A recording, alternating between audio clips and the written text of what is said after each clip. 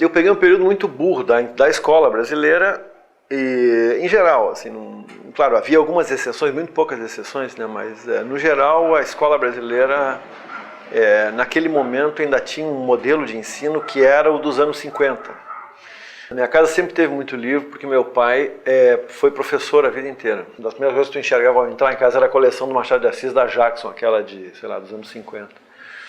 Tinha o Lelo Universal, tinha, enfim, várias coleções de livros. Meu pai e minha mãe são muito católicos, e são católicos praticantes e, por assim dizer, intelectuais.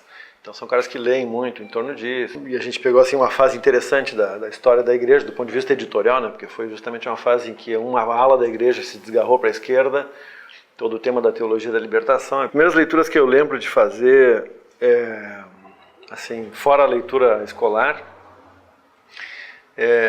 bom, tem algumas assim que são, sei lá, livros semi-católicos ou para-católicos e tal. Enfim, uma coisa por aí, mas não me lembro nenhum título disso, mas sei que eu li porque eu conheço os livros até hoje, né?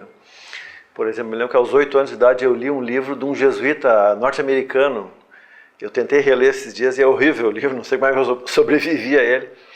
E era a história de um menino que ia para um colégio interno, não sei o que e tal, mas um romancinho de formação assim para criança, né? Me lembro do impacto do livro e tal. Eu me tornei leitor mesmo lendo uma coleção da Abril que saía quinzenalmente nas bancas, e que eu comprava quinzenalmente e que eu lia quinzenalmente, uma coleção de 50 livros que eram clássicos da literatura internacional adaptados para leitores jovens, tá?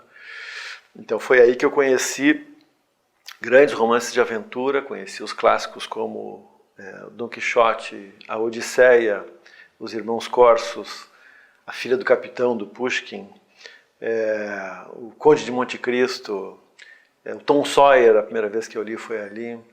Enfim, grandes livros, alguns dos quais me impunham muita dificuldade, o que também era interessante. E ali eu realmente me tornei leitor, porque ali era uma compra voluntária que eu fazia.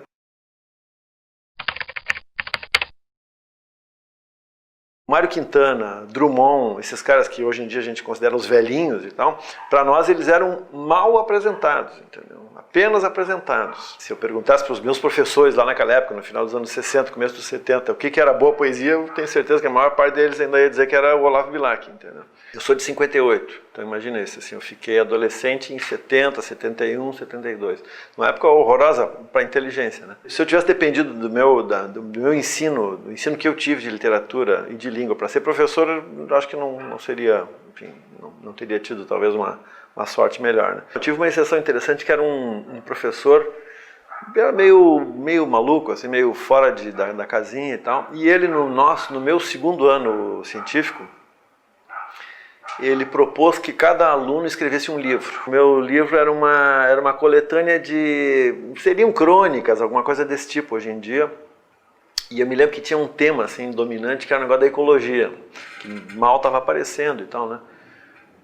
Se é 73, eu acho. Batia na máquina do meu pai e tal, diagramava toscamente, assim, pegava uma folha de ofício, dobrava no meio para fazer as páginas, né? Nos anos 70, na virada para os 80, na minha formação de menino e adolescente e jovem, foi uma época muito interessante do ponto de vista editorial, porque houve toda uma explosão de oferta e tal, né? Eu entrei na faculdade em 76, então ali era um momento interessante, porque que tinha de oferta nova, livro proibido que estava saindo, e gente que era caçada que estava oferecendo livro, enfim, tinha toda uma movimentação, havia toda uma energia represada, né, do ponto de vista da criação intelectual, literária, artística, que estava aparecendo e tal. Então, enfim, foi meio que eu estava virando, a minha geração estava se tornando adulta numa época em que o Brasil também estava meio que se tornando adulto na saída da ditadura.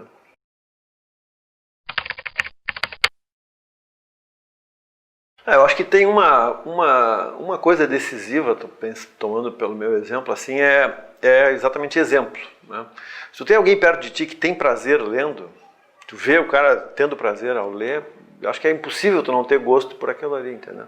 Quer dizer, alguém que vibra, o cara perto de ti, o teu pai, teu tio, teu avô, irmão, sei lá, né? Pô, tu vê o cara com um livro embaixo do braço, o cara vibrando ao ler uma passagem e tal, né? Eu era muito tímido, sou muito tímido, né? Muito quieto, então acho que isso contribui para ser para um perfil mais assim de atividades, enfim, recolhidas, né, individuais.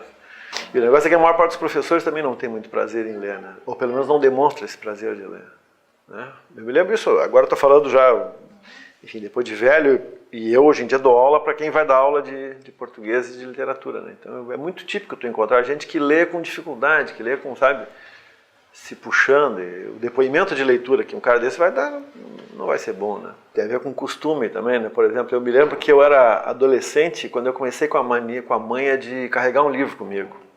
Claro que tem a ver com a timidez e taraná, né? Mas eu me lembro que eu achava interessante isso, achava legal, assim, era uma companhia, em qualquer lugar eu tinha um livrinho para ler e tal, né? E eu me lembro que algumas vezes aconteceu de pessoas me perguntarem: o que tu tá lendo? Ah, gostaria de ler, gostaria de conhecer. Tem a mesma coisa do exemplo, né? De ver isso como uma coisa tipo, bom, depois, sei lá, quando eu conheci Buenos Aires, por exemplo, quando eu conheci Montevidéu, não precisa mais longe do que isso, né? Aí tu vê os caras lendo no café, lendo no ônibus, lendo no metrô e tal, tu diz, pô, é isso aí, esse é o meu mundo, né? Eu sou dessa civilização aqui, né?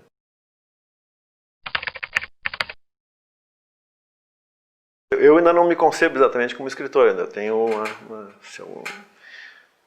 e não é falsa modéstia nem nada, porque realmente, assim, na minha cabeça, escritores são os grandes, os caras que eu admiro, estudo e tal, né? O negócio de eu escrever e publicar, isso não é uma vocação de menino, não é mesmo, né? Mais uma vez eu tenho um exemplo familiar, né? Meu pai sempre escreveu muito, né, coisas, enfim, da vida dele, de trabalho e coisas da atividade dele como católico e militante e tal. Numa época importante o pai foi militante, foi um dos fundadores do Movimento de Justiça e Direitos Humanos e tal, então também tinha uma coisa de militância descrita nessa área. E o que eu me lembro, assim, no colégio, desde que eu me lembro, eu era o cara que sabia escrever da turma, sabe? Mas eu acho que por isso, acho que é porque eu não tinha medo de escrever. Eu entrei na faculdade fazendo curso de geologia. Eu fiz metade do curso de geologia. E aí depois é que eu fui fazer letras e história. Então, na geologia, esse tempo que eu passei lá, me consolidou muito esse negócio de ler e escrever, porque aí era um momento em que eu estava virando adulto. Se consolidou muito esse negócio de eu saber que eu queria ser leitor, continuar lendo. Tanto queria continuar lendo que virei profissional de ler, né? E também de começar a escrever. Então ali tem, não de escrever pensando em publicar, nada disso, assim, mas de saber que eu era um cara que escrevia para o jornalzinho da faculdade, essa coisa toda. Tem uma outra coisa da geologia que é muito importante na minha vida, que é o seguinte, que a geologia é uma ciência muito especulativa. Pode não parecer, né? Ela claro, ela tem um lado técnico, matemático e tal, né? Mas ela é muito especulativa, ela é muito assim... me lembro de um professor que a gente tinha de uma das cadeiras iniciais de geologia, ele dizia assim: a geologia é uma ciência ao contrário de todas as outras. Todas as outras têm variáveis e querem chegar a um resultado. A geologia tem um resultado e pergunta quais foram as variáveis que chegaram a esse resultado.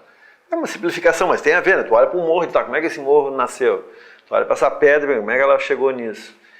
Então a geologia ela é muito criativa. Vagamente assim eu me lembro que geologia era uma coisa que era muito próximo do ideal hippie naquele momento, na minha cabeça, sabe? Era um troço assim de sair da cidade, taraná, uma coisa alternativa.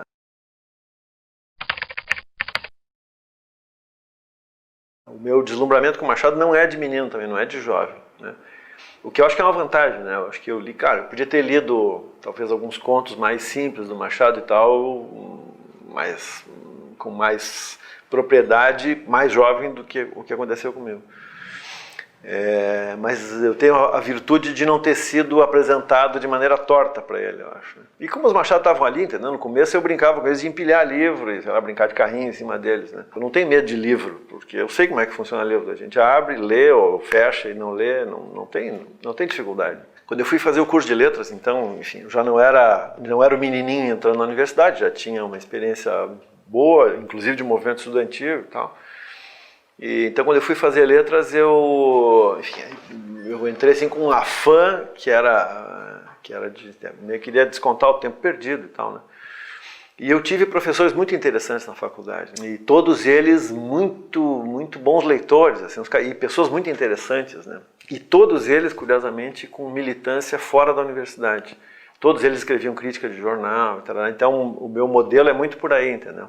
São os meus professores de literatura especificamente. E alguns desses professores, particularmente o Flávio, eram machadianos. Então a minha leitura está muito por aí. Mas eu vou te dizer uma outra coisa importante na minha fé machadiana, é que é o seguinte: desde que eu comecei a ler o Machado na faculdade, eu percebi, intuí uma coisa que hoje em dia eu sei explicar bem, mas eu intuí um negócio que me agradou muito, que era o seguinte: eu me lembro que eu pensava exatamente assim como eu vou dizer agora. Eu lia ficção do Machado, tipo eu lia Memórias Póstumas de Brás Cubas, e pensava o seguinte, eu digo, porra, esse cara, o Machado, né, a inteligência por trás daquele texto, esse cara conseguiu um jeito de contar uma história, mas ele continua pensando. Essa era a imagem que eu fazia.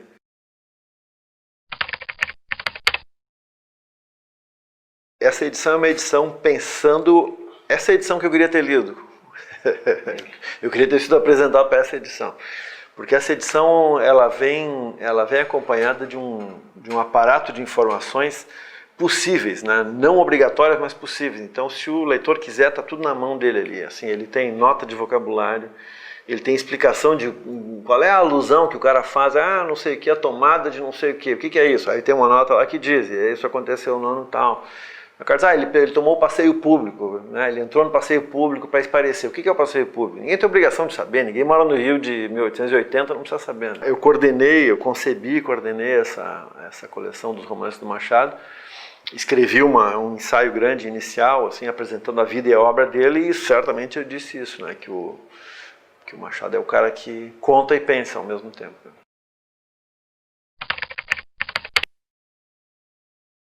O meu gosto pelo Borges é também da mesma época, também é coisa da faculdade, assim, não conhecia ele antes, não tinha nem notícia dele. E não saberia dizer como é que começou, assim, o ponto zero eu não sei dizer. Mas certamente foi um desses professores também que me alertou para ele. Minha leitura, digamos, consciente do Borges, do Jorge Luiz Borges, começa quando eu começo a ler os contos dele, né, alguns contos dele.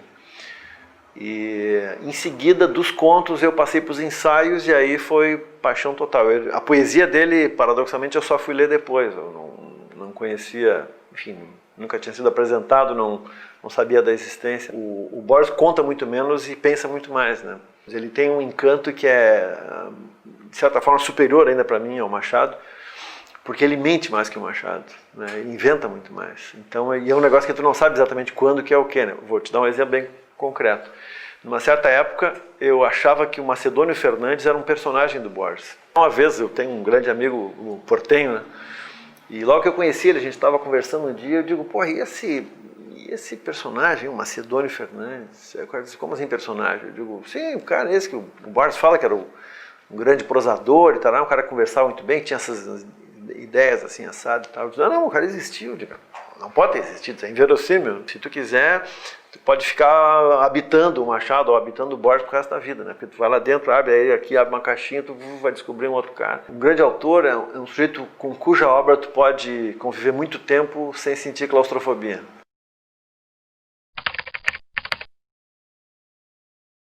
Eu estava em Buenos Aires uma vez, numa livraria, uma pequena livraria, furungando e tal, e aí encontrei um dicionáriozinho bem pequenininho, assim, desse tamanhozinho mesmo, chamado Mataburro Lunfa. Aí fui olhar, o conteúdo não era tão interessante, o livro, o formato era mais bonito. E o formato, e a capa dele era com aqueles pintadinhos que nem tinha em ônibus antigo de Buenos Aires. E eu me lembro que eu estava com um amigo, eu digo, a gente devia fazer um troço desses em Porto Alegre, porque nós temos uma gíria muito marcante e tal. E aí, enfim, esse amigo foi um pouco cético, disse, não, mas tu vai juntar 10 palavras, talvez 20, né, e tal. Estou falando de, tipo, 1982, uma coisa assim. E aí eu voltei para cá e fiquei com esse troço na cabeça, né, de como escrever. Pensei em escrever. Aí fiz vários ensaios, isso é antes do computador pessoal, né, então eu sempre ando com uma caderneta e tal. Aí anotava umas palavras e tal. Tentei escrever os verbetes, e eu comecei escrevendo de maneira fria, entendeu? Tri igual a muito, advérbio. Que é uma coisa... E eu percebia que não era o que me interessava fazer, mas também não sabia bem como conduzir. Um pequeno orgulho pessoal, vaidade. Conversei com o Luft muito sobre esse dicionário. Num certo momento eu cheguei a conversar com ele para a gente fazer aquilo compartilhadamente, fazer o dicionário compartilhadamente. E o Luft se entusiasmou. Que legal, vamos fazer, convidar várias pessoas para escrever, mandar palavras, a gente escreve e tal. O Luft era um cara muito, muito querido, assim, muito entusiasmado, né? Luft é o Celso Pedro Luft, falecido. E num certo momento, acho que lá por 92 ou 3, 4, por aí, eu comprei um computador, meu primeiro computador. E aí eu comecei a escrever ali extensamente as coisas. Também não sei bem qual foi o estalo que me deu, mas foi isso aí. Aí eu botei tri. Em vez de simplesmente escrever tri igual a muito, eu digo, tri é o nosso advérbio universal em Porto Alegre, Paraná, Paraná, se usa desse jeito, daquele outro.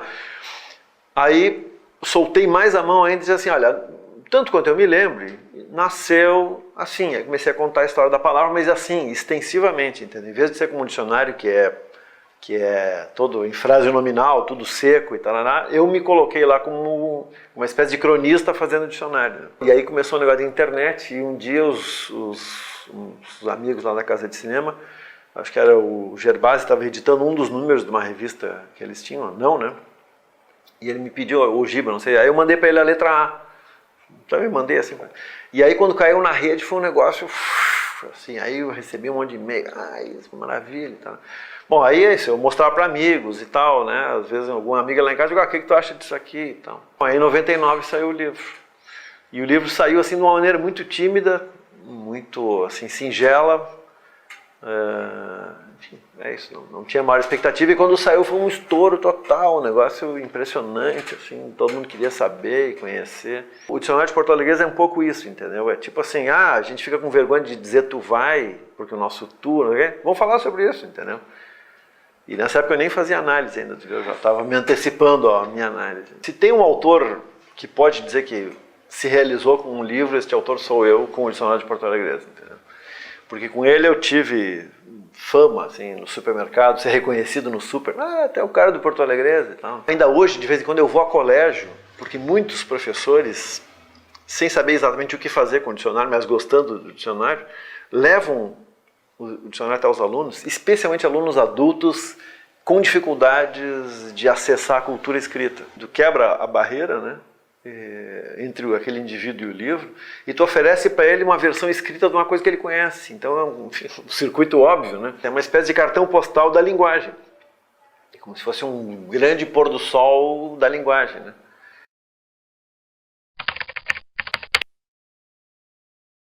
Eu meio que gostei da brincadeira de escrever dicionário, que é um barato muito particular, assim, sabe?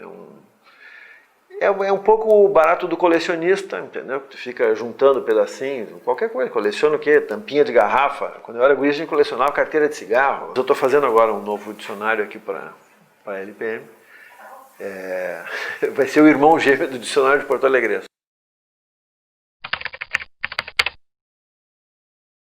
O livro como companhia, o livro que é bom de ler em qualquer lugar, né? Hoje em dia eu não ando mais de ônibus, ou raramente ando de ônibus, mas enfim, quando eu andava de ônibus indo para a faculdade, voltando e tal, não sei o que, era o tipo do livro que é esse, né, que tu, até na Inglaterra tem, eu já falei pro Ivan uma vez, até tem eles chamam de, como é que é o negócio, o nome, é um trocadilho, é thumb thing, a coisa do dedão, entendeu, que é um bagulho assim para tu botar no meio do livro para ele abrir as páginas, assim. A gente mostrou isso, não?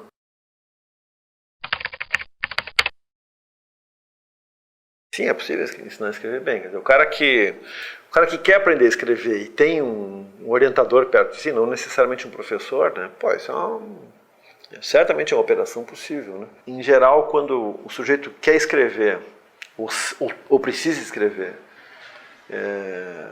e ele tem alguém por perto, esse alguém é o sujeito que pode dizer para ele, tanto apontar para ele quais são os problemas que ele tem, quanto oferecer caminhos de quem já resolveu problemas, né? É bem assim, quando a gente começa a escrever, a gente percebe os problemas. Tu lê de novo a tua frase e diz, não está boa, né? E fica na tua cabeça aquele problema, tu não sabe bem como formular, né? Aí quando tu vai ler, aí tu diz, esse cara que resolveu bem, né?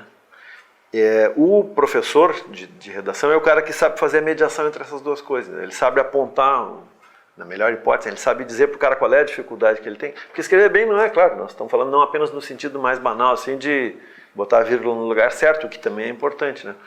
Mas é isso, de ordem da frase, né? De qual é a informação que vem primeiro, qual é que vem depois. Mas eu reescrevo nesse sentido, assim, de repassar, entendeu? Ao final de cada capítulo, às vezes do parágrafo, eu passo e digo, não pode, repetir a palavra, aqui ficou ruim, ficou truncado, o raciocínio não fluiu. E também depende muito, né? Às vezes, quando é um livro de ficção, enfim, a exigência é uma, né? Quando é um livro analítico, a exigência é outra. Às vezes elas se encontram.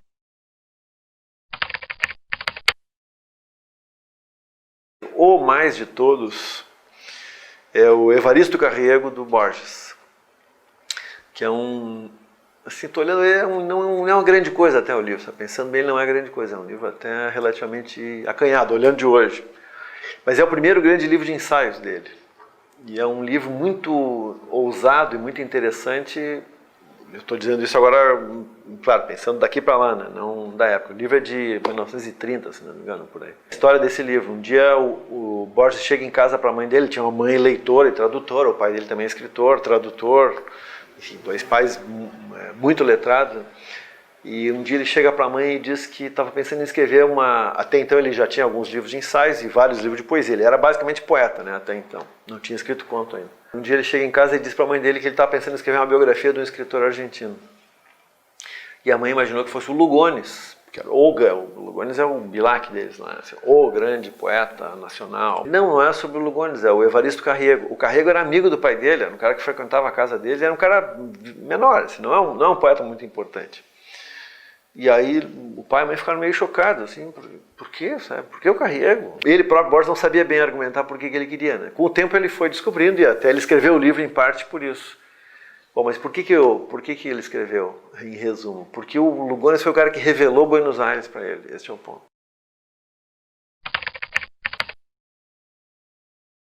Sou leitor profissional, né? Então essa resposta não é uma resposta muito simples, assim. Eu estou preparando meu curso no pós-graduação esse ano, então eu estou lendo um monte de coisa em função disso. Qual vai ser o meu curso? Vai ser Simões Lopes Neto. Assim, é um quadrado, cada um no seu quadrado. O meu quadrado é o seguinte, é Martim Fierro e Borges, Simões Lopes Neto e Augusto Maier e Raimundo Fauro. Então, são dois escritores do mundo rural aqui do sul da América, e 2 ou 3 grandes pensadores que falaram sobre esses dois escritores.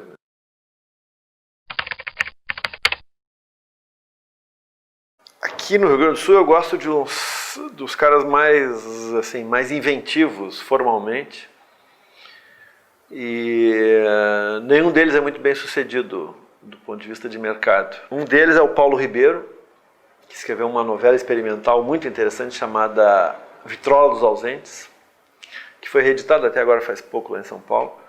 O outro é o meu falecido amigo jacaré, Luiz Sérgio Metz, que tem um romance chamado Assim na Terra, que para mim é uma coisa deslumbrante. E o Vitor Ramil, é um outro cara muito interessante, que eu acho que é um cara que ainda vai acertar a mão mais do que já acertou, né?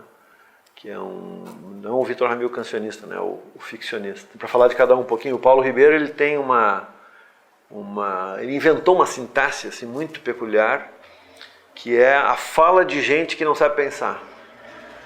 Fala e a reflexão e a interação de pessoas que não pensam para além de uma oração. O jacaré, o Luiz Sérgio Metz, pela invenção, é quase a linguagem dele é meio uma cornucópia, sabe aquela cornucópia, aquela figura mitológica, né, da qual sempre sai uma coisa nova, assim. E o Vitor Ramil, o Vitor tem um peso, enfim, não por acaso eu acho que ele tem esse sobrenome meio árabe, ou moçárabe, né?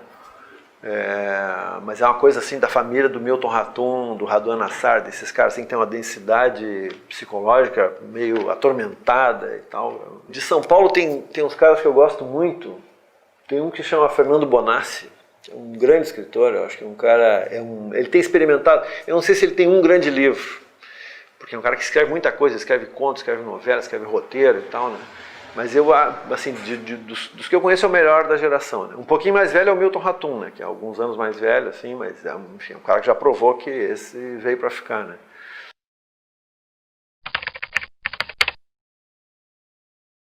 O que eu escrevi de ficção até hoje, que são algumas novelas e alguns contos, sempre nasceu de situações vivenciais assim, muito intensas para mim, né? Isso é certo. Não é uma coisa cerebral, então, não é uma coisa que eu faça depois de um cálculo, em geral, né? Até tem alguns contos que eu escrevi pensando de maneira um pouco calculista, né? Mas em geral é isso, é uma vivência muito forte, muito intensa, que gera um sentimento que fica convivendo comigo e tal, e que ali adiante eu tento encaminhar como ficção. Talvez hoje em dia, assim, que eu já estou crescendo, estou ficando adulto agora, vou fazer 52 anos, então eu até gostaria de ser mais frio assim na hora de escrever ficção, para escrever mais. Mas é engraçado, e não acho que isso seja uma virtude, nem sei se é um defeito, enfim, é uma contingência da minha vida, né? O que tem de ficção assim que eu considero que vale a pena é sempre uma coisa que nasceu de maneira meio assim, meio desgastante, sabe? É uma coisa meio que não desceu direito, não digeriu, um sofrimento, esse tipo de coisa.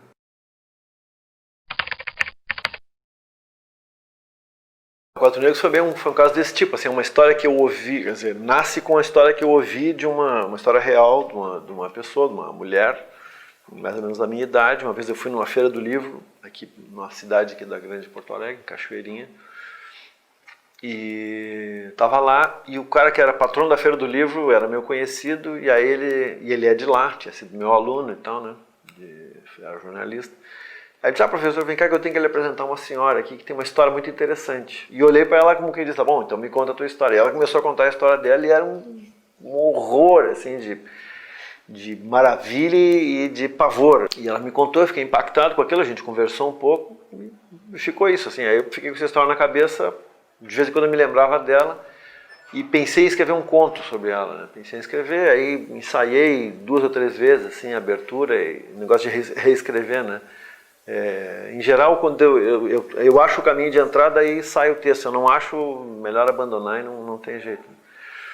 E aí foi isso, assim, comecei a escrever e não dava certo. Eu tentei escrever de maneira mais fria, depois de maneira mais envolvida, enfim, não deu certo. E aconteceu que daí, num certo momento, eu fiz uma cirurgia que me obrigou a ficar 2 semanas em casa de molho. E nesse tempo que eu estava em casa, convalescendo, essa história me voltou de maneira muito intensa, uma experiência assim, psicológica muito forte. E aí eu resolvi tentar escrever de novo. Primeira vez eu escrevia tudo em porto-alegrês, assim, tu vai, tu foi. Aí eu olhei aquilo, e tu vai escrito é um negócio que ainda choca, né? Eu próprio não gostei muito.